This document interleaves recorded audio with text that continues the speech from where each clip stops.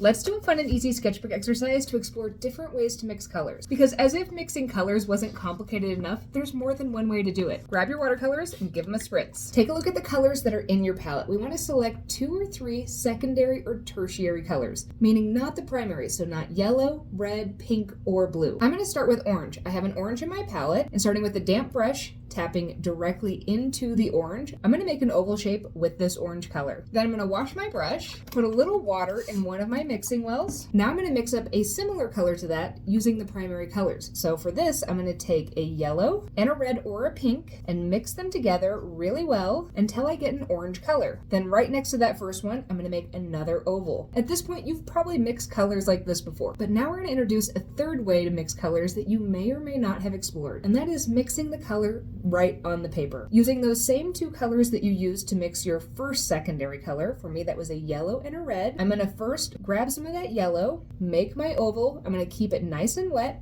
then I'm going to wash my brush, and I'm going to switch over to that red, put that into my brush, and I'm going to mix it directly into that yellow color. Notice how the colors combine on the page, kind of similar to how we did that here. I'm going to make another row of these, choosing another secondary color. I'm thinking purple, starting with the colors straight from my watercolors. Going to make an oval, wash my brush, then I'm going to mix that same color up using 2 of the primaries. In this case, I'm going to use a pink and a blue. Mix those colors together on my palette, and then I'm going to make my second shape. Wash my brush, and then just like we did in the first row, I'm going to mix those right on the page, starting with one of the colors, keeping it nice and wet, and then I'm going to wash my brush, dip into the second color, and mix them all together. I'm going to make rows of this all the way down the page, switching between secondary and tertiary colors as many times as I want. You could start with just 2 colors you're switching between, or as many as you want. That was a fun exploration, but I want to do a little something else to this. So I'm going to let this dry, or make it dry.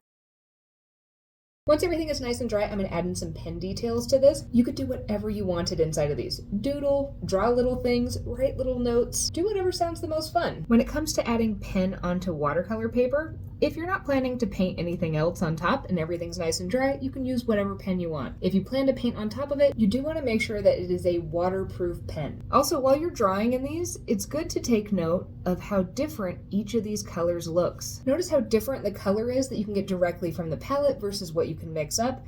And then also how you can get a really similar color by mixing on the page, but there might be some interesting color and textural elements to the ones that you mixed right on the paper that might be intriguing to you. I love exercises like this that teach us something super tangible about watercolor, but end up being just kind of fun.